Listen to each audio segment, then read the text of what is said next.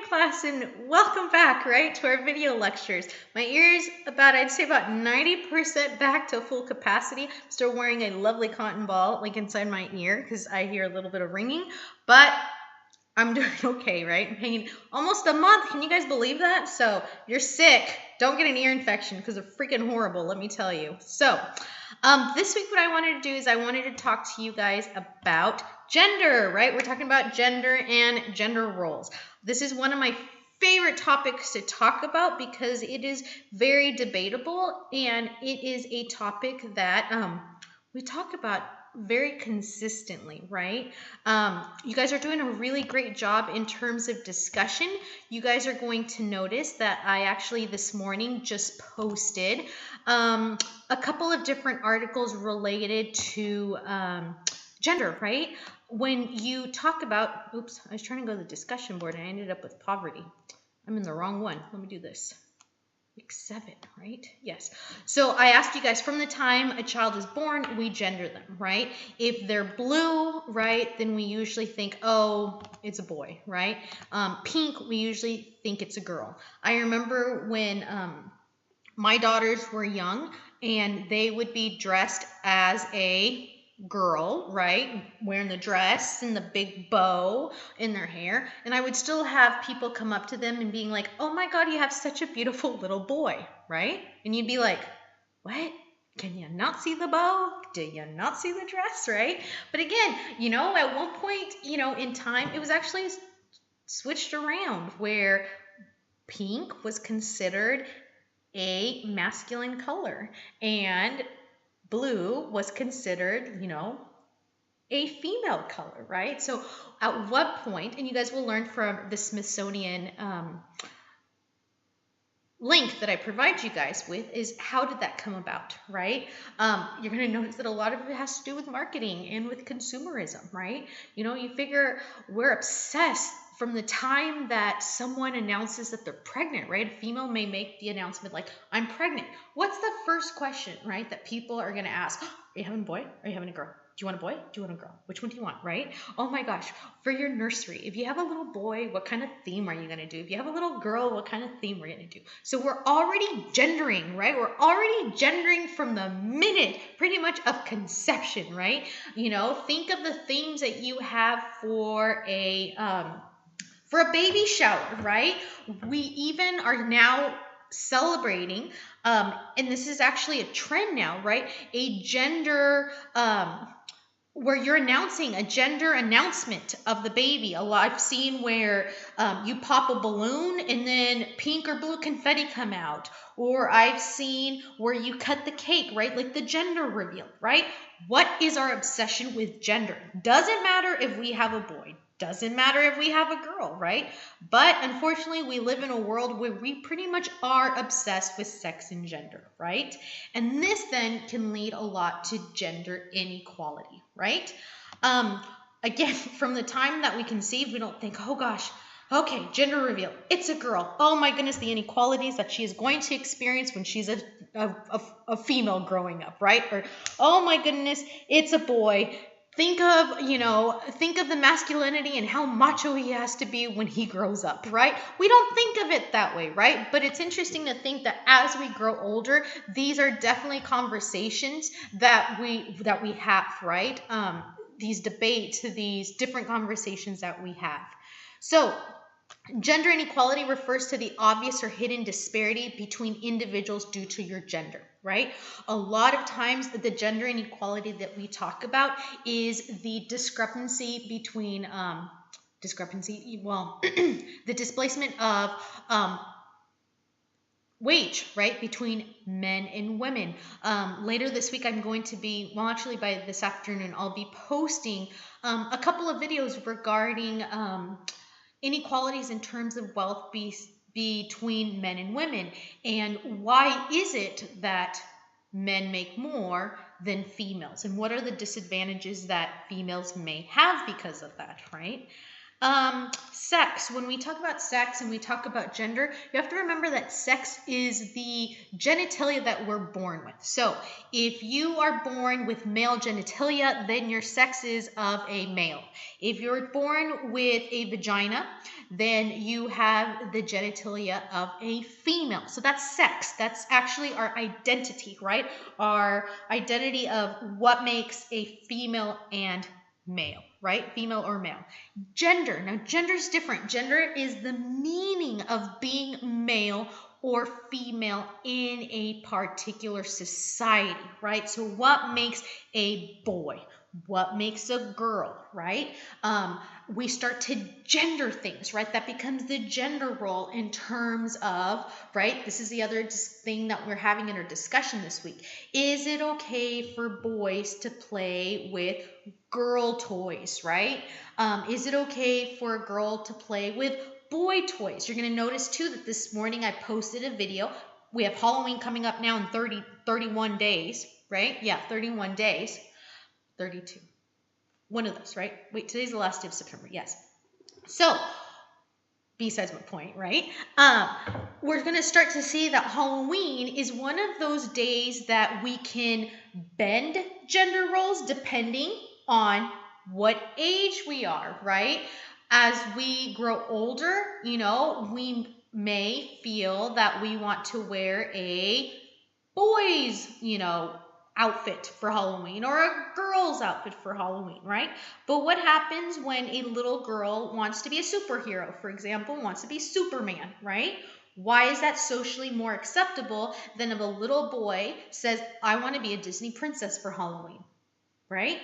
You're going to notice, and as many of you guys have, noted already in discussion, that there's a fear, right, of homophobia, that we think that if we allow our children to play with a certain toy of a different gender, right, that we may or may not, become confused of who we are, our identity. Remember now it's been about a year, I believe, ago, when Target decided that they were going to eliminate the different toy sections, right? And make it gender neutral in terms of girl and boy toys, right? There is an uproar, right? Because a lot of people were saying, no, you cannot mix like Micro Machine cars with Dora the Explorer, because then you're going to be sending all these different messages like to all our children, right? So gender roles is what we conform to, right? A lot of time. A lot of us may say this is biological. A lot of us may say this is brought on by society. One of the things that I also like to talk about when we talk about gender roles is depending on who's bringing us up. Remember we had talked about this earlier. That's who's socializing us. So showing us the process of socialization, right? In terms of the rules that we are to, learn to become members of society, right? So say, for example, a little girl is playing. She falls down. She skins her knee, right? Now, say, for example, her dad, I'm just saying, goes up to her, approaches her, stereotypically, right? We're gendering here, right? Now, a dad may pick up the little girl and be like, oh my goodness, my baby, let's go find you a sticker and we're gonna, I'm gonna sing you a song as we're, help, making sure that your boo-boo is okay and you're gonna be okay. It's okay, right? Kissing the boo-boo, be like, oh my God, look at your beautiful sticker, and oh my goodness, you're gonna be okay, right? Now, take the same scenario, but now substitute it with, say, a little boy. He falls, he skins his knee, the same thing.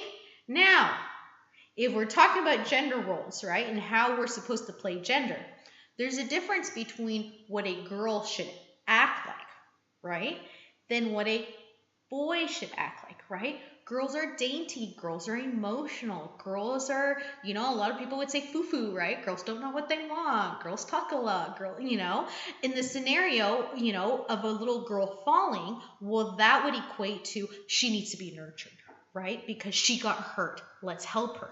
Now, a little boy, right? What are the gender roles of a boy? He's supposed to be masculine. He's supposed to be man of the house, right? If you fall, you don't cry. Boys never cry. Girls can cry all they want because they're emotional, because they get their monthly cycles every single month, right? That's a very big point that we're going to bring up when we talk about politics, right? Especially now that it's getting closer, right, to election time. We're getting closer, right? Can a female be president because of the gender roles of what we personify a president being a president, right? But that's a whole different discussion. Okay, so let's stick to, the scenario of the little boy skinning his knee. So he skins his knee, right? The dad comes over. Chances are, depending on how you grew up in terms of gender roles, a father may tell his son, you don't need a Band-Aid. You could be bleeding out and being like, oh, you're going to live. Man it up. Boys do not cry. Come on, you got to be macho. You got to be strong, right? We don't cry. We got this, right? Why? Why do we do this, right? Why do we? And sometimes we may not even be aware of what we do, but we're perpetuating these gender roles that we complain or may complain that are never going to change, right? Why cannot we change? Why can we just say that everyone is equal, right? Okay, so the gender and the quality of life, we talk about discrimination. I once had a textbook say that only females in the workplace are sexually harassed. That is not true, right? Again, the female is always, as seen as the victim, but we have to also, also acknowledge that men are victims as well. But again, it's more socially acceptable, and the media perpetuates this, right? That it's always the females that are more the victims because, again, the vulnerability that women may have, right? Men are macho. To see a story on TV where a man was harassed, right, sexually, emotionally, that'd be like, well, what's wrong with you, right? Because men are strong. Men have, these needs and everything, right? So again, we start to see where we're getting these gender roles from, right? Gender inequality means that women do not have the same opportunities for work and career as do men.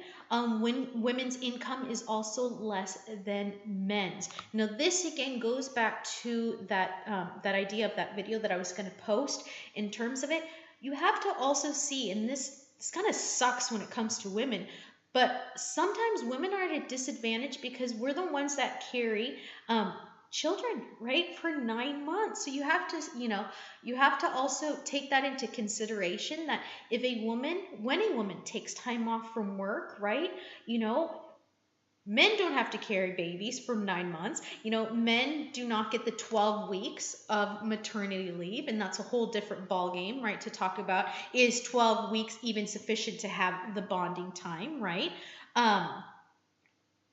So we start getting into the whole discussion of, well, are women at a disadvantage for having children?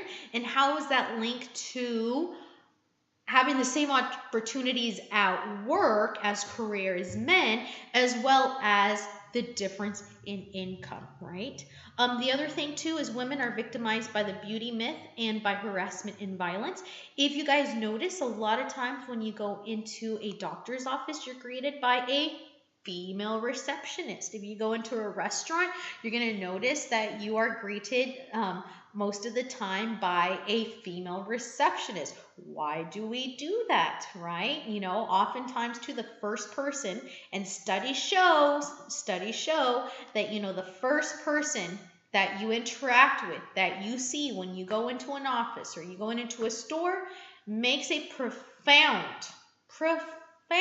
right, impression on you having different interactions within that office, right? The other thing I was going to say, and I actually do provide the 2 links for the income inequality. That's right. The other thing too I was going to say is, as I'm going through our factors. So contributing factors to gender inequality, we have the social structure factor as well as the social psychological factors. Um, the first form of social structure is, again, what is the traditional role for the American female, and how does this role contribute to inequality? You have to realize that in the 50s, right, we had the traditional belief that the female stayed at home. She provided, the meals and cooked and cleaned and, had a nice, clean home, right? Um, After the recession of 2007, we actually found there was a shift where the females were actually becoming the breadwinners because it was their husbands that were losing their jobs. And so suddenly we found that there were more stay-at-home fathers, right, than before. And that's a whole different ballgame too to get into, because it's socially more acceptable for a female to be a stay-at-home mother than a father to be a stay-at-home mom. One of the questions that I like to bring into class when we're talking about gender and we're talking about social roles is, what if you had a young daughter or a young son and told you, mom, dad, when I grow up, I don't want to go to college because I'm going to be a stay-at-home mom or I'm going to be a stay-at-home dad. So we have that discussion of gender roles, right? In terms of, well, how would you react to that? What would you say? Because again, oftentimes, when we have this discussion, I'll ask, well, how many of you had stay-at-home moms? I had a stay-at-home mom, right? How many of you guys had a stay-at-home dad? Once in a while, I'll have, students that say, yes, my dad stayed at home while my mom went to work, right? Now, is it a bad thing to be a stay-at-home mom? Is it a bad thing to be a stay-at-home dad? Let's see. In terms of the media, right? Media plays a really big role, again, in terms of the socialization, in terms of gender roles, right? You're going to notice that at the end of the PowerPoint presentation, this is an actual book that was provided in the 1950s in terms of gender roles, right? I'm so glad I'm a boy. I'm so glad I'm a girl, right? So boys are doctors and girls are nurses. Well, there are male nurses and there are female doctors, right? So how interesting again to see how gender roles, how gender is perpetuated, right? And you figure if your grandparents, your parents, were reading books like this, what does this say, right? That they were learning, okay, this is my role. This is what I'm supposed to act like when, I'm supposed to act my gender by doing this. And then times change, whereas all of a sudden we shift, excuse me, where we shift that all of a sudden, like, oh, boys can eat, girls can cook. Oh, hello, I can eat, right? And I'm a girl, right? Can girls fix things? Oh my goodness, can a girl fix it? The other day, my oldest was talking to my mom, and she said, "Oh, Aiti," because she calls my mom Aiti. Aiti, girls can do everything that boys can, right? And my mom's like, yeah, you can. And she's like, I need to learn how to change a tire because if I get a flat tire, I need to learn what to do because I don't want to call AAA or I don't want to call a boy to help me, right? My mom was kind of looking at her like, oh, okay, right? Going back to the Liam story, right? From the beginning of class, right? So again, we see that gender is perpetuated, right? Just perpetuated and shoved down our throats sometimes. But again, depending on who we learn these different roles, we may have a different way of looking at things, right? One thing that I was going to make note of is I one time had a student last semester face to face, when looking at the video on the clip on the Halloween, the little girl wanting to be a superhero and the little boy, wanting to be princess. And he actually raised his hand and actually made the point of, well, what if it's like a personal belief that, maybe because of religion, maybe because of the way you were brought up, that, boys should not wear a princess costume and a little girl should not be a superhero. Why is it that people that do not fall in line with the majority of others' beliefs, they're reprimanded? If we live in a nation where we're all entitled to have our own beliefs, right? Shouldn't we be respectful of how we think in our own traditional beliefs that we may have for one reason or another. And that actually sparked a conversation, right? That oftentimes when we start, perpetuating these different, say, for example, gender roles, some people are backlash for not being in line with what many people, may not believe. Then we're called different names, right? We may be a bigot, we may be, racist, we may not be aligned with the change, right? We talk about social change and how important social change is to our society, right? So that's one thing that I want you guys to keep in mind as you guys are watching the video as well and going through the PowerPoint. The rest of the PowerPoint pretty much deals with psychological factors, right? The way that women or men may feel in terms of being compelled on how they may do. A lot of times when it comes to careers, and this is not just for females, right? The whole like, what do I want to be, achiever? Do I want my career? Or do I want to be a mother, right? I remember going to school in college and thinking, how hard is it to have my career and raise kids? Can't be that hard, right? Oh man, let me tell you about the guilty factor. Oh my goodness, how many times, right? And my husband, right? Talk about gender roles. My husband will say the same thing going, I feel so guilty sometimes, right? The whole thing of, oh, I can't play with the kids right now because I have to grade papers. I can't play with the kids right now because I have to do this for work, right? So that whole, you kind of sometimes feel penalized, right? For being an adult and having a job, but then trying to work out that balance between family, your marriage, your relationships, and then also work, right? It's very, very difficult. At the end of the, oh, I guess I put the gender roles twice because I got so excited about it because I think it's such a funny book, right? But towards the end, actually the last slides that I talk about is it's a couple that decided that they did not want to gender their child. So they did not want to label them as male or female. And so they kept it a secret. They kept it a secret from family, from even the grandparents did not know. And then 5 years later, they actually pretty much had to go confront and actually make a decision of whether or not we need to gender our child because of starting school, right? So, can we protect, can we hide gender in our society? Is that easily available, right?